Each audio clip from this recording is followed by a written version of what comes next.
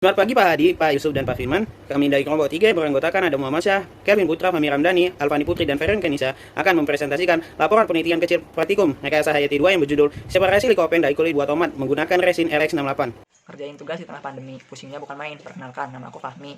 Yuk, lanjut aja daripada ngelamain. Pada kesempatan kali ini, aku akan menjelaskan bagian latar belakang. Nah, jadi buah tomat memiliki nutrisi yang cukup baik sebagai makanan manusia karena beberapa senyawa penting yang terdapat di dalamnya. Di antaranya ada beta-karoten, alfa-tokoferol, dan likopen. Nah, likopen itu sendiri merupakan senyawa antioksidan. Karena pentingnya senyawa likopen bagi manusia, ada banyak metode pemisahan dan pemulihan senyawa likopen. Salah satunya adalah metode adsorpsi dengan menggunakan resin. Nah, berikut ini merupakan keuntungan dari metode adsorpsi menggunakan resin. Tujuan dari penelitian kecil kami ialah untuk menentukan rasio dan kapasitas adsorpsi dan desorpsi, kinetika adsorpsi, isoterm adsorpsi, termodinamika adsorpsi, kurva Breakthrough, dan juga perolehan senyawa likopen hasil proses adsorpsi. State of the art dari penelitian kami mengenai separasi likopen dari kulit buah tomat. Berikut merupakan tabel state of the art dari penelitian kami. Prosedur penelitian yang digunakan dalam percobaan ini tercantum pada diagram layar berikut. Pertama-tama dilakukan pemisahan kulit tomat dari tomat. Kemudian kulit tomat diolah menjadi bubuk kulit tomat. Setelah itu dilakukan ekstraksi likopen dengan menggunakan metode macroporous resin. Kemudian ditentukan isoterm adsorpsi, kinetika adsorpsi, termodinamika adsorpsi, dan juga kurva Breakthrough. Derajat massa, 400 kg tomat masuk ke unit pengupasan, pengeringan, pelicilan ukuran hingga didapatkan 1 kg bubuk kulit tomat, yang kemudian masuk ke unit ekstraksi, adsorpsi, dan evaporasi hingga didapatkan 360 mg likopen. Membahas rasio dan kapasitas adsorpsi dan desorpsi. Semakin tinggi rasio dan kapasitas adsorpsi, maka semakin baik resin tersebut dalam mengabsorpsi suatu senyawa.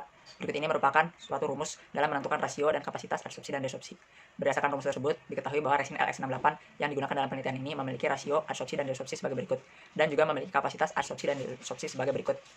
Dari data tersebut dapat diketahui bahwa resin RX68 merupakan resin yang baik dalam mengabsorpsi senyawa. Likopen menggunakan resin RX68 meningkat seiring bertambahnya waktu adsorpsi hingga mencapai keseimbangan dengan peningkatan pesat pada awal hingga mencapai 90 menit dan kemudian lama-kelamaan mengalami penurunan. Setelah itu kapasitas absorpsi mencapai keseimbangan setelah 210 menit. Hal tersebut terjadi karena resistensi transfer massa intrapartikel yang tinggi saat proses likopen berdifusi ke dalam mikropori resin. Sementara pada proses desorpsi, adsorbat benar-benar telah mencapai desorpsi maksimum setelah 30 menit. Hal tersebut menunjukkan bahwa proses desorpsi sangat cepat dan efektif menggunakan etil asetat sebagai pelarut. Gaya mengikat antara resin dan likopen lebih lemah dari gaya mengikat antara etil asetat dan likopen. Pada kinetika adsorpsi, model yang dipilih ialah model episode OD2. Hal tersebut dikarenakan koefisien korelasi atau R kuadrat mencapai 0,9933. Pada model episode OD2, konsentrasi adsorban dan adsorben mempengaruhi laju peningkatan penyerapan dalam proses adsorpsi yang merupakan adsorpsi kimia atau chemisorption. Selanjutnya untuk isoterm adsorpsi, terdapat dua model untuk isoterm adsorpsi, yaitu model Langmuir dan juga model Friendly. Pada model Langmuir yang dicari adalah konsentrasi Langmuir dan juga kapasitas adsorpsi maksimum, sedangkan pada model Friendly yang dicari adalah konsentrasi Friendly dan juga N. Dapat dilihat pada tabel bahwa walaupun tidak berbeda jauh, R kuadrat untuk model Langmuir lebih besar, sehingga dimodelkan data dari percobaan oleh Liu et al. 2010 dengan menggunakan model Langmuir. Berikut adalah pemodelan yang telah dilakukan untuk isoterm adsorpsi pada suhu 35, 40, 45, dan juga 50 derajat Celcius dengan menggunakan model Langmuir.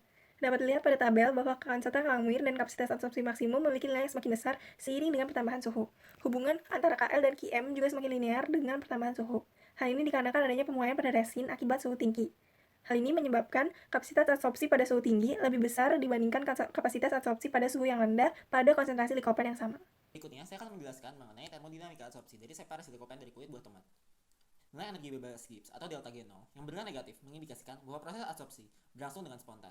Berikut disajikan tabel nilai energi bebas Gibbs pada setiap variasi suhu. Nilai konstanta equilibrium dialurkan terhadap temperatur kondisi adsorpsi pada setiap variasi, sehingga didapatkan alur yang disajikan pada gambar di samping.